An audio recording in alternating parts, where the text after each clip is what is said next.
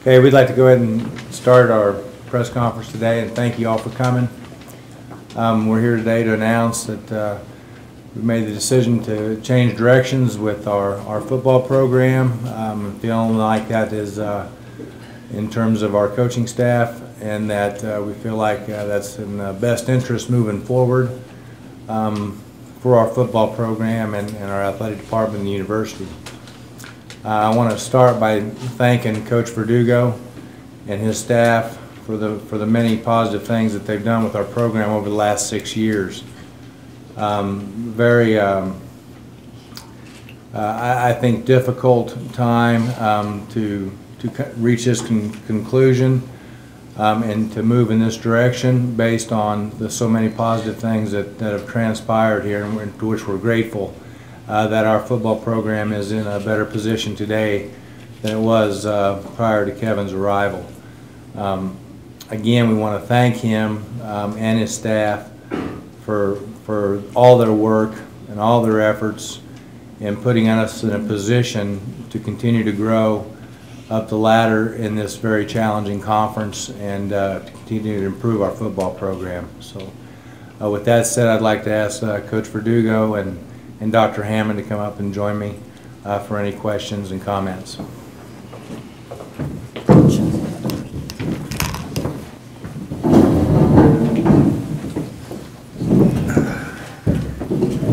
want to just start by making a statement? First of all, I'd like to thank everybody in the community that have supported us over the years since we've been here. A lot of you people in here have been great supporters. We've made a lot of very good friends here. I'd like to thank a lot of people at the university for their support and everything they've done for our program.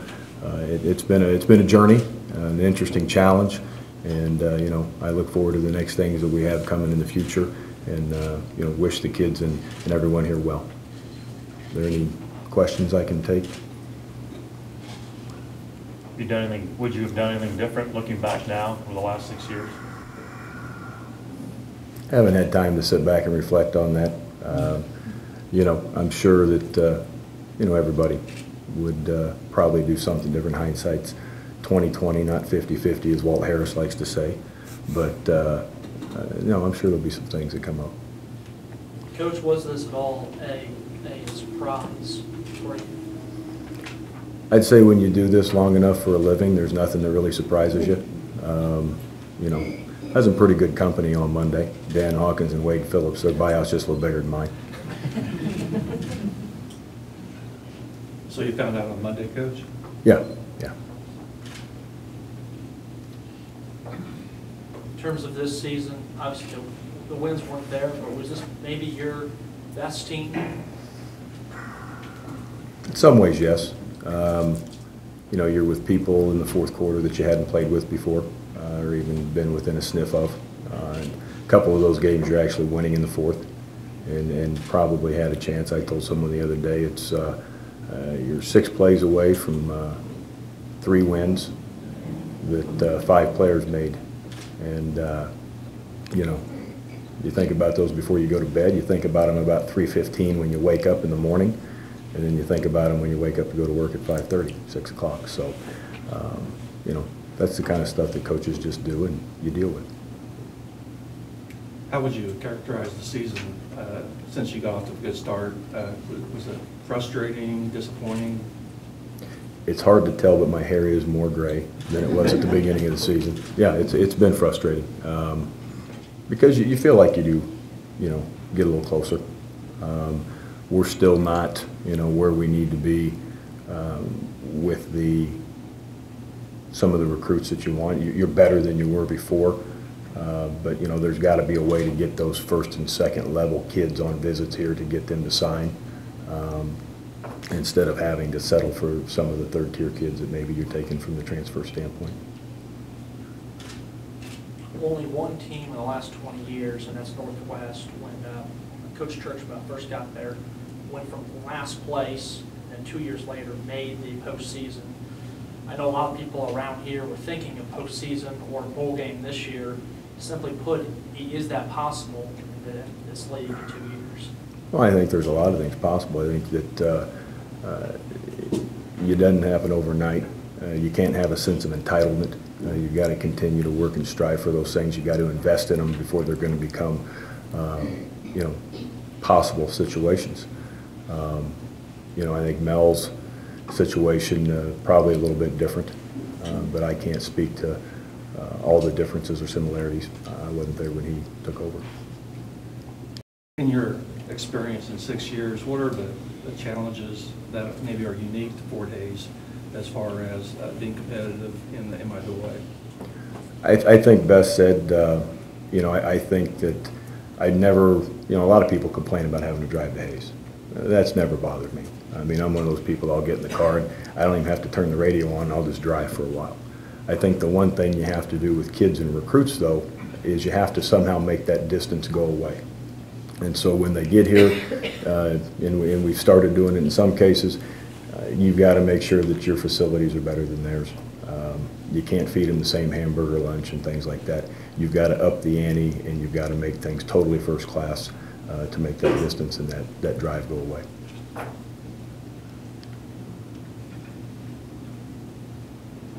Have you informed the team yet? What was their reaction?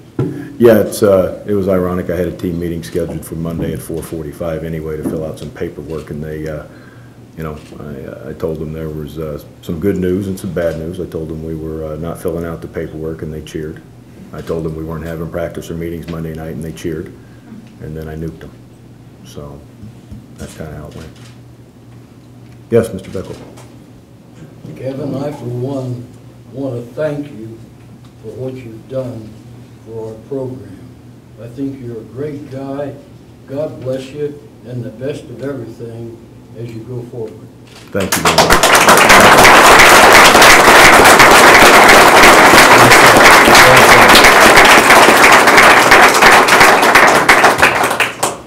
Coach, where do you personally go from here?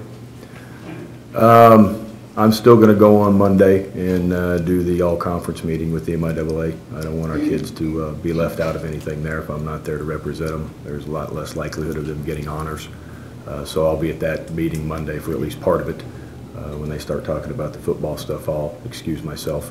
And then after that, I'm going to take some time, travel around, go see some people.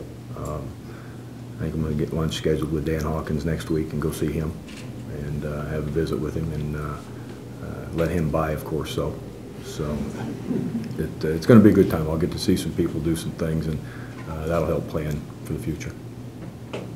Coach, will you be on the sideline Saturday? Yeah, yeah. And what will it be like being on the sideline for the final time? It'll be hectic, you know. I don't foresee it being any different. I've done this long enough and been through this a few times. It's a business. And yeah, there are some attachments, and those are going to be with the kids, but you've got to do the best job you can at the time and try and separate those things when you're trying to get your job done and work. And you know, kids they had a good practice yesterday. They've got a good attitude. They're up there still watching film and going to meetings and doing those things. So you know, they've not had a lack of effort all year. I expect them to go out and play hard, and I think they'll do that.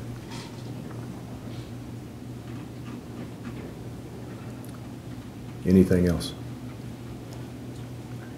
Now, are you guys sticking around for the off-the-record stuff afterwards, still for 20 minutes? We always do that in the press conferences on Monday. Well, before we wrap up, Kevin, I want to take this opportunity to thank you on behalf of the university, but also to thank your family, your wife and kids. I don't know if anybody really understands how much time and effort you've put into our program. And that's meant sacrificing on the other end of the side of the deal. And just, you know, for the record, we're paying out the contracts. Kevin and all the coaches will be paid through the end of the fiscal year, or until they get another job if they choose to do that. We feel we owe them that for everything that they've done at Fort Hays State, so he can go traveling and he can still get some money out of his bank account now and then if he wants. But you know, we felt that was important to treat them in a professional way, and we're committed to that. I also think it'd be a mistake if we don't recognize that the program's a heck of a lot better off now than it was 6 years ago. And we're not talking about you know, just the talent of the kids that are there. But if you look at academics, if you look at community citizenship, you look at, you know, even the competitiveness in the conference, we were able to make giant strides in all those areas, and that's because the gentleman on my right is not just a coach but a gentleman and believes that the students need to be students as well as athletes. And it makes my job a lot easier not to have to worry about that kind of stuff. And I give him all the credit for that success. And while I think the decision is totally correct that we need to make a change, we'd be remiss if we didn't recognize the tremendous accomplishments that have been made here over the last 6 years. Can I ask a question, Curtis, or you, Dr. Hammond? Sure.